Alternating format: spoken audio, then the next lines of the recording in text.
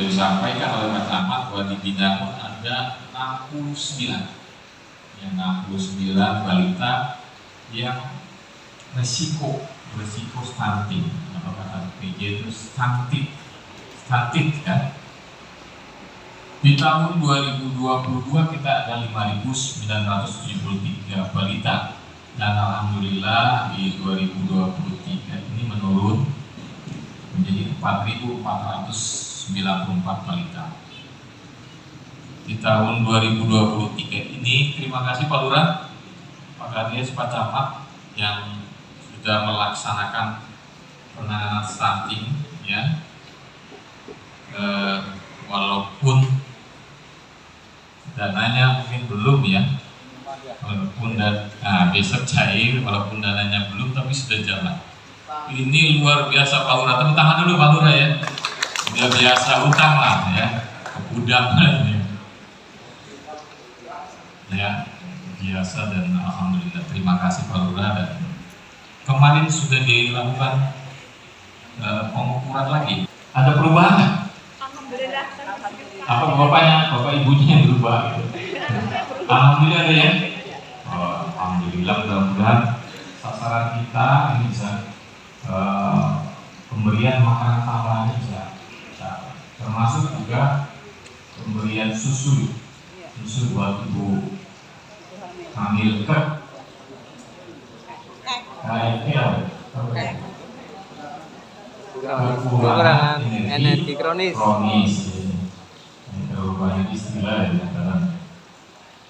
Mudah-mudahan yang 69 nanti 2 minggu lagi ya bisa berturun terus, sehingga kita bisa mengurangi angka stunting, ya, di Kabupaten Cilacap.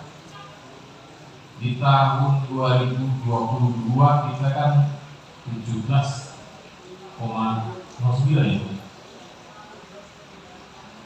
Ya. Nah, dan turun di tahun 2000, ya, kemarin pengukuran jadi 17,6. Mudah-mudahan nanti turun drastis, ya. Lanjut. Ini upaya pemerintah. Besok pada saat Pak Gubernur, di samping gerakan-gerakan ini, ya, yang sudah dilaksanakan teman-teman di desa bersama PKK, Puskesmas, ya.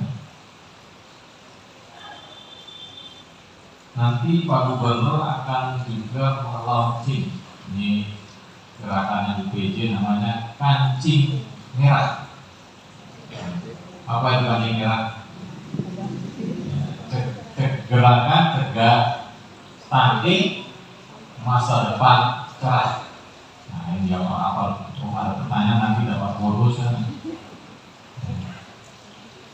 Samping gerakan-gerakan ini, ya, harapannya nanti bisa terjadi penurunan stunting. Lanjut.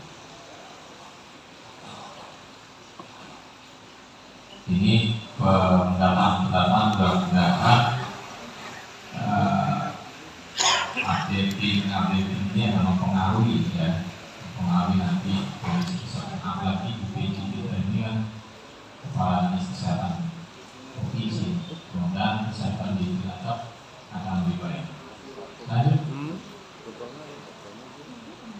Ini program-program lain, ya, Kabupaten Kota Sehat, ya, kemudian terbentuknya forum masyarakat, ya, di mana 9 pertama KKS ini Bapak Ibu sudah tahu, ya, bagaimana kehidupan masyarakat sehat yang mandiri, pemukiman, termasuk di dalamnya beribadah, satuan pendidikan.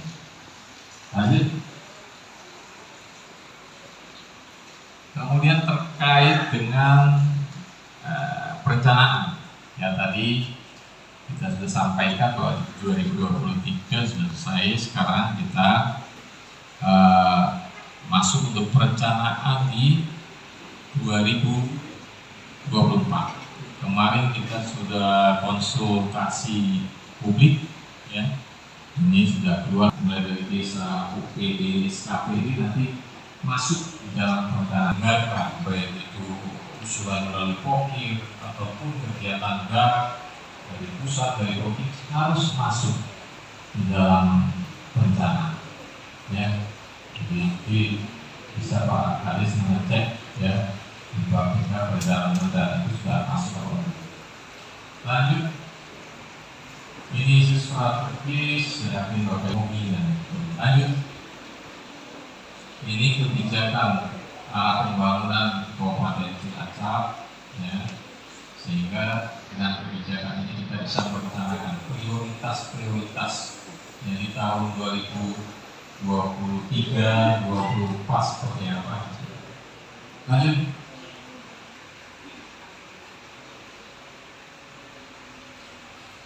Ini kebijakannya penguatan birokrasi dan daya saing SDM, mendukung inovasi daerah dalam rangka percepatan pertumbuhan ekonomi berkelanjutan dan peningkatan infrastruktur yang berkualitas. Namun kadang kita sudah merencanakan seperti ini, kadang di pusat berubah.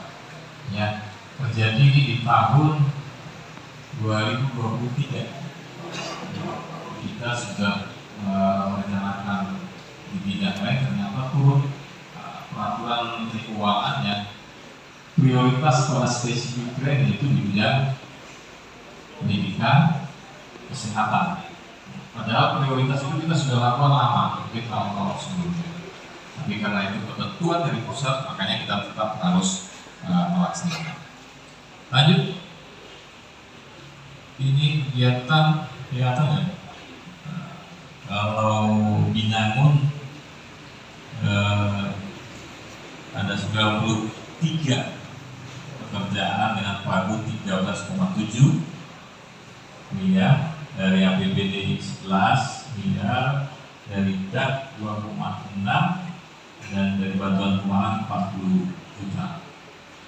Ya, itu untuk Binangun.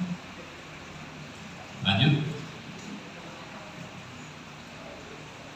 Tadi penanganan kemiskinan sudah disampaikan ya, mudah-mudahan angka kemiskinan yang 37 termasuk 37 desa miskin ekstrim, termasuk 73 ya desa miskin ya, yang semua didata dari provinsi, kemudian kemarin ada verifikasi juga dari desa, mudah-mudahan nanti akan berkurang. Minimal kita melampaui angka dari provinsi atau angka nasional.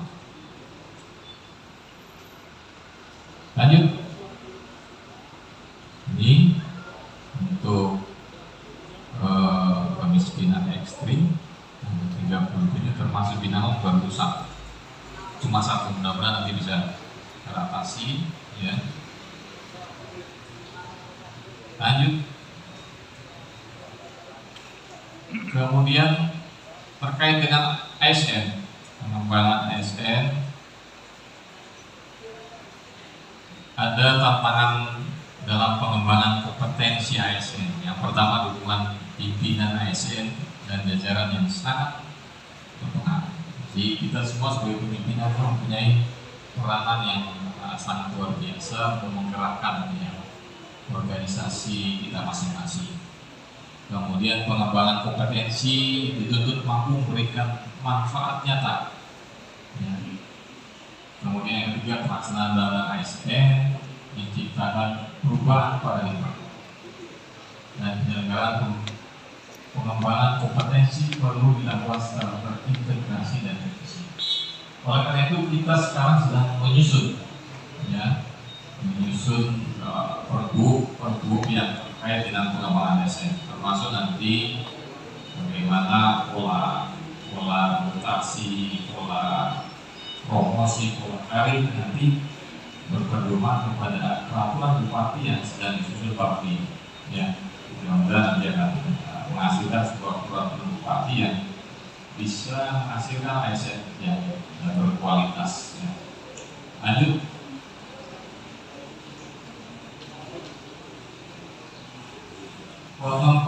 Kompetensi ini bisa melalui pendidikan, ya, pelatihan, dan pengembangan kompetensi lainnya. Alhamdulillah kita punya diklat, ya, tingkat yang di bawah TKPPD ini merupakan tingkat yang termasuk terbaik di antara kabupaten kota lain yang ada di Jawa Tengah. Ada 35 kabupaten kota, prestasinya luar biasa. Ya, mudah-mudahan ini bisa berkembang terus. Ya, kalau mungkin berkembang terus bisa menjadi dinas atau badan tersendiri. Ya. Kemudian terkait dengan tugas belajar, izin belajar, sekarang UPJ akan berhati-hati dalam memberikan izin belajar ya kepada para ASN. Dia orang mencermati betul jurusannya apa, kemudian jarak, dan benar-benar tidak mengganggu pekerjaan dan sebagainya. Lanjut. Ini teman-teman tentunya sudah tahu core value dari ASN berakhlak, ya, dimana berorientasi pelayanan, akuntabel, kompeten, harmonis, loyal, adaptif, dan kolaboratif. Harapannya apa yang ada di core value ini bisa benar-benar kita laksanakan hingga kita menjadi ASN yang benar-benar berkualitas, bangga melayani bangsa. Lanjut. Kemudian kebijakan terkait pendidikan dengan adanya ketentuan pusat ya, Kementerian Pendidikan ya, Pendidikan, Kebudayaan, dan Ristek, bahwa ada namanya kurikulum merdeka. Nah, ini Bapak Ibu guru, para kepala sekolah tentunya harus menyesuaikan ini, termasuk persyaratan-persyaratan di dalam misalnya untuk menjadi pengawas, menjadi kepala sekolah, ya. Ini harus guru penggerak dan sebagainya. Ini reformasi baru di bidang pendidikan yang mudah-mudahan Bapak Ibu guru di kabupaten sampai dengan guru TK, PAUD, SD, dan SMP bisa menyesuaikan. Lanjut. Ini keunggulan kurikulum merdeka ya. Lebih sederhana dan mendalam, lebih merdeka dan lebih relevan dan interaktif. Tentunya pemerintah daerah kita harus mendukung ini ya, melalui Dinas Pendidikan dan Kebudayaan Kabupaten Cilacap untuk memberikan helpdesk di daerah, kemudian memfasilitasi komunitas, termasuk kolaborasi satuan pendidikan dengan masyarakat. Akan diumumkan besok tanggal 2 Februari, sudah melalui proses ya antara di pendidikan dan di kesehatan serta teknis itu berbeda ya, karena mungkin ketentuan dari kementerian masing-masing berbeda, sehingga yang pendidikan ini bahkan lebih banyak penilaiannya ya daripada yang dinilai ya, termasuk guru senior, pengawas, kepala sekolah, sampai kepada kepala dinas dan kepala badan yang ikut menilai. Nah, kalau kesehatan, bagian kesehatan cukup CAT di Jogja, nanti di nilai selanjutnya maka kalau jajaran pendidikan khusus. Mudah-mudahan nanti alokasi kebutuhan 930 ini benar-benar nanti terpilih P3K yang berkualitas ya, yang dapat mengisi mungkin yang sudah di tempat yang sudah atau mungkin berpindah dan sebagainya, mengisi kekurangan-kekurangan. Saya yakin di samping tadi di beberapa kota melakukan ada pembinaan ini, rata-rata keluarnya kekurangan tenaga pendidik, termasuk TU-nya dan sebagainya. Ya. Ada SMP yang PNS-nya tinggal 3, guru PNS 3. Ke depan sebenarnya harapan UPJ, tapi ini pelan-pelan mungkin ya pas mau kita laksanakannya, bahwa tidak ada difokuskan untuk anak-anak sekolah. Nah, tapi ini kita masih belum mampu dari segi anggaran. Nah, sehingga nanti mungkin pelan-pelan skala prioritas mana yang dikurangi sehingga pungutan ini bisa, atau sumbangan lah ya teman-teman, dan sumbangan kopi dan sebagainya bisa berkurang sehingga sesuai dengan harapan Pak Gubernur itu benar-benar sekolah gratis, sehingga tadi yang para wanita masih ada yang belum sekolah, para wanita bisa teratasi dengan pendidikan yang benar-benar gratis. Lanjut, ini peran Korwil bidang pendidikannya. Jadi nggak usah khawatir ada isu gitu ya. Jangan percaya isu. Korwil dihapus gitu. Itu kata tokoh ada berapa ya. Dan nggak usah khawatir tetap. Ya. Harapannya Korwil bidang pendidikan bisa sebagai koordinator di wilayah kecamatan bidang pendidikan, di mana sebagai pejabat fungsionalnya, di mana diharapkan mengawal aparatur sipil negara atau ASN yang bertugas melakukan koordinasi layanan administrasi pada satuan pendidikan di wilayah kecamatan, mengkoordinasikan penyelenggaraan manajemen pendidikan ya, dan juga merupakan unit kerja non struktural. Ya, walaupun kan harapannya bisa struktural atau minimal punya stempel gitu ya. Ya kita tidak tahu nanti ke depan. Ya. Kemudian merencanakan, mengarahkan dan membuat laporan kegiatan permasalahan di kecamatan, bisa khususnya di bidang pendidikan. Pak Korwil, Bu Korwil bisa merencanakan itu. Termasuk kebutuhan tadi SDM, ya, kepala sekolah, pengawas, guru dan sebagainya. Tadi kemudian terkait dengan pemerintah desa, Pak Kades, ya, prioritas penggunaan dana desa di tahun 2023.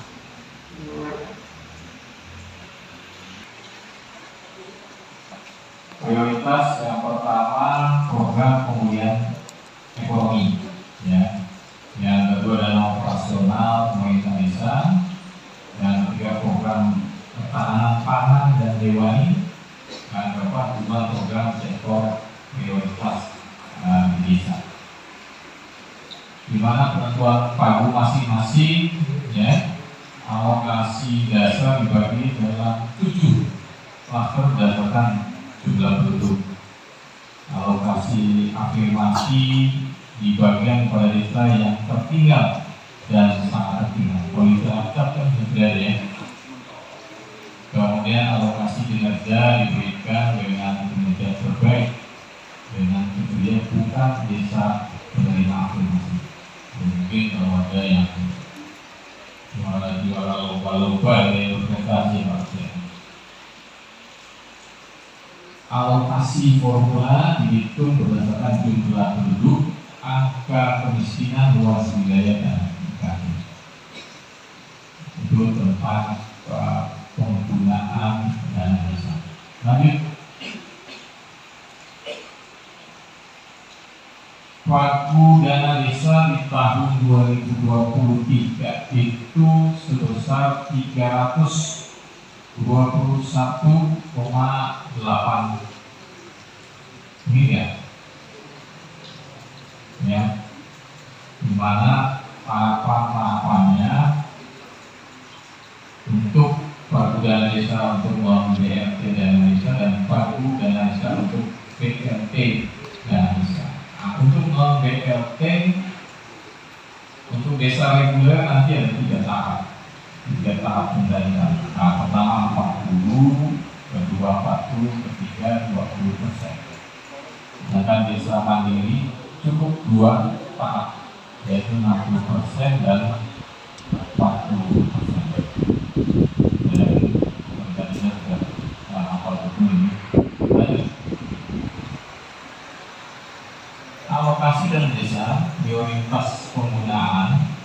untuk pemenuhan kebutuhan siltap bagi kepala desa dan perangkat desa, THR dan tunjangan pendidikan bagi kepala desa dan perangkat desa, tunjangan kedudukan DPD, dan penanganan balita stunting. Nah, oleh karena itu ini bisa sedang mengalokasikan penanganan balita stunting di desa masing-masing.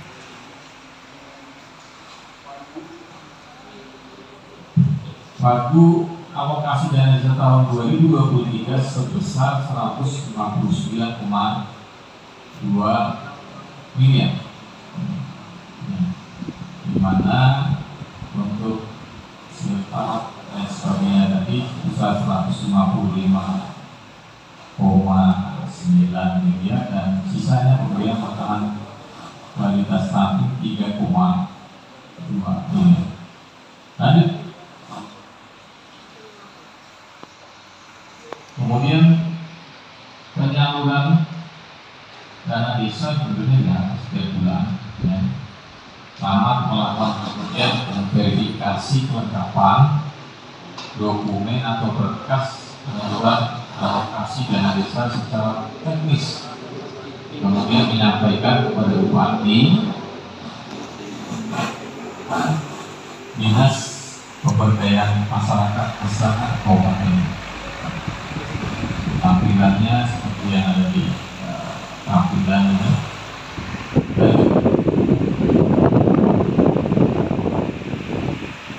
Ini besaran penghasilan kasar dan ya, tahu semua untuk termasuk ini bagi hasil pajak dan bagi hasil retribusi. Ya, di tahun 2023 ada 24,4 miliar, di mana 2 miliar bagi hasil retribusi dan 22 miliar bagi hasil pajak. Untuk penyalurannya 2 semester, ya, dan camat tentunya melakukan sama penelitian dan verifikasi kelengkapan dokumen dan lampiran-lampiran dokumen yang tentunya termasuk berita acara verifikasi dan lain sebagainya. Lanjut, ini bantuan khusus yang bertujuan untuk peningkatan pembangunan di desa, gotong royongan dan pengentasan kemiskinan. Ya. Bansos di 2023 itu sebesar 67,3 miliar dengan jumlah kegiatan 932 yang tersebar di seluruh wilayah Kabupaten Cilacap di desa-desa, di mana sasarannya kesehatan, pendidikan, dan pengentasan kemiskinan. Lanjut.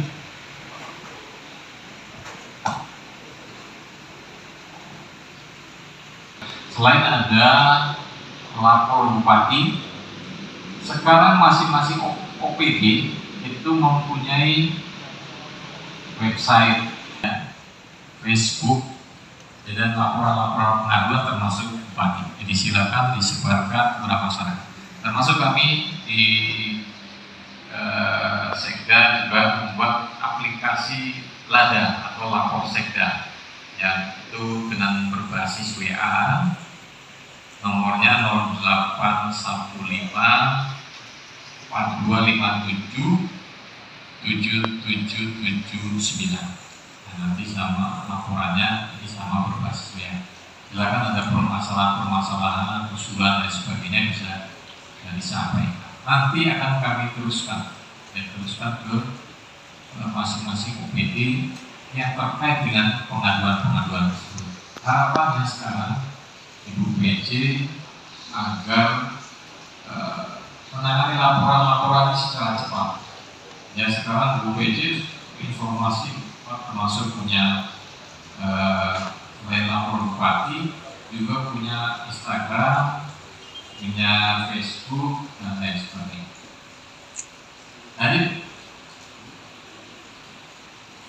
Lanjut.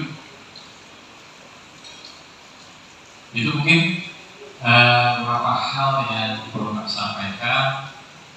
Dan selanjutnya kami berikan kesempatan kepada Bapak Ibu semuanya